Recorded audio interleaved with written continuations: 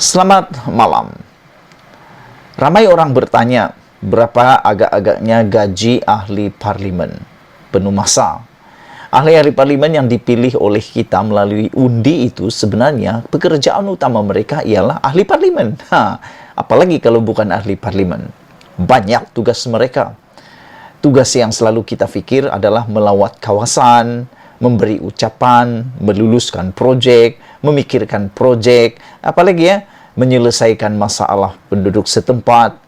Itu semua sebenarnya sebahagian kecil sahaja daripada tugas parlimen yang benar-benar hakiki. Ramai yang tidak tahu, mungkin sudah tahu ataupun baru tahu, tugas hakiki ahli parlimen yang paling utama ialah menghadiri persidangan Dewan Rakyat ataupun persidangan parlimen. Tanpa kehadiran mereka di Dewan Parlimen, mereka sebenarnya tidak membawa suara Anda di dalam Dewan Parlimen. Kita memilih ahli parlimen dengan tujuan supaya suara kita di kawasan kita itu, masalah yang ada di kawasan kita itu, dapat dibawa oleh ahli parlimen yang kita pilih itu. Itulah tanggung jawab utama mereka, yaitu membawa suara kita ke dalam Dewan Parlimen ataupun Dewan Rakyat bagi diusulkan, bagi untuk mendapatkan penyelesaian. Selain daripada itu, ahli-ahli parlimen inilah yang akan bersidang, yang akan berdebat ataupun berbahas untuk menghasilkan satu dasar kerajaan dan paling penting menggubal undang-undang. Undang-undang yang ada di Malaysia ini bukan ditentukan atau diwujudkan oleh sesiapa, tetapi telah diwujudkan ataupun digubal oleh ahli parlimen. Dan ahli parlimen ini siapa lagi kalau bukan kita yang pilih? Makna kata, kalau kita pilih ahli parlimen yang betul, undang-undang yang ada di Malaysia juga akan menjadi betul. Kalau kita pilih ahli parlimen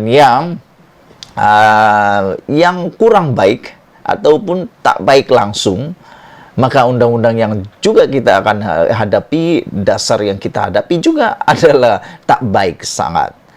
Tapi yang lebih menyakitkan hati kita ialah apabila ramai ahli parlimen tak hadir-hadir ke Dewan Rakyat.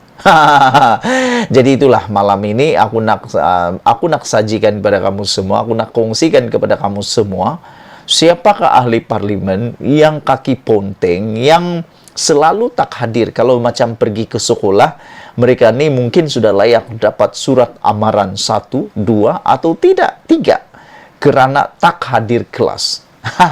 Ahli parlimen di Malaysia boleh disenaraikan beberapa orang yang kaki ponteng menghadiri persidangan parlimen atau Dewan Rakyat. Jadi jom, aku nak bacakan kepada anda senarai ahli parlimen yang kaki ponteng. Siapa yang nombor 1, siapa yang paling top itu. Jom kita lihat.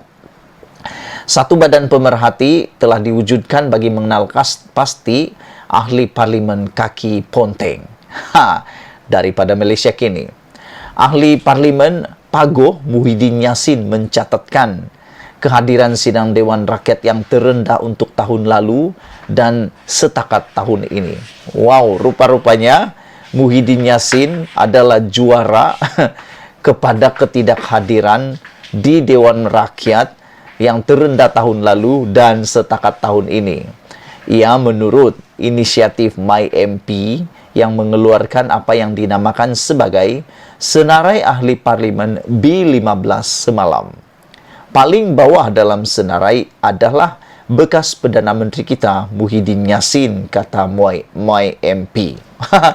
Ini agak melucukan saya kerana Muhyiddin Yassin yang pernah menjadi Perdana Menteri kita sebelum ini telah disenaraikan oleh inisiatif MyMP ini sebagai orang yang paling berada di bawah. Maksudnya paling kerap tak hadir ke parlimen, atau dengan kata lain paling banyak kosong. Tak hadirlah, kataan gitu kalau pergi ke sekolah.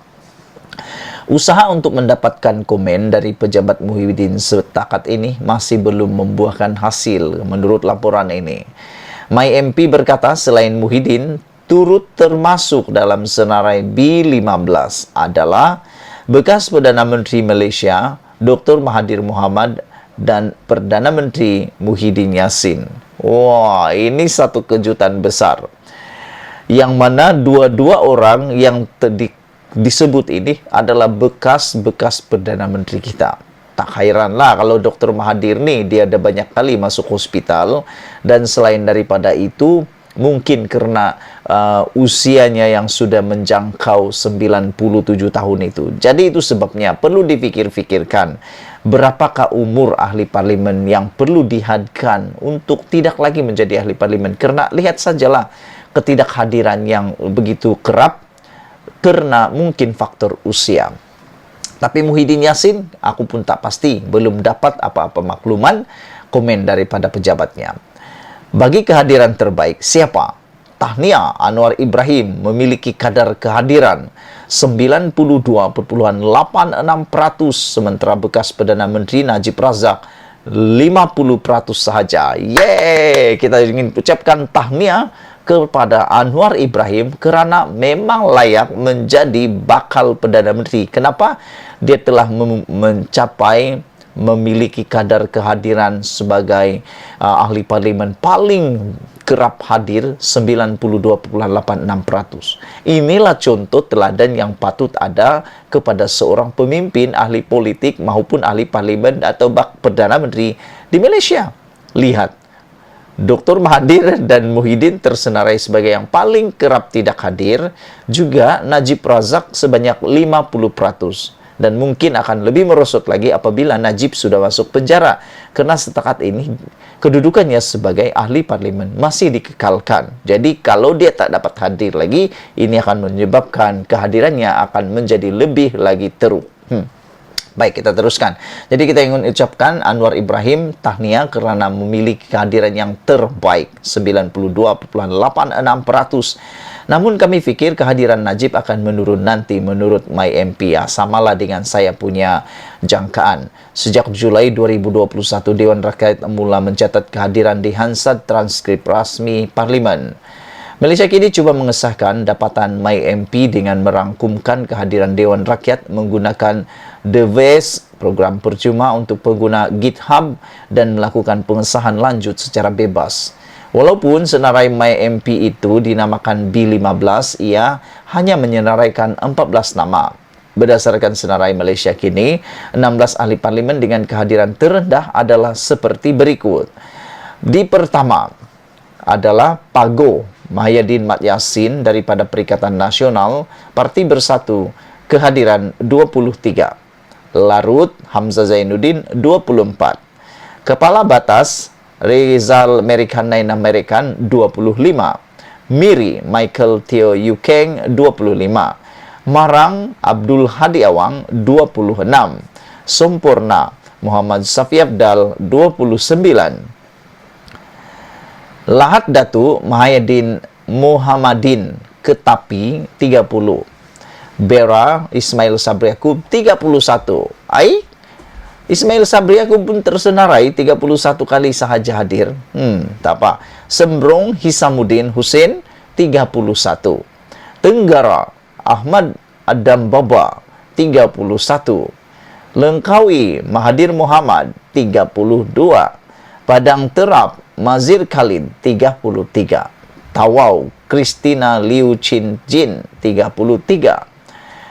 Tanjung PH Chow Kun Yu 34.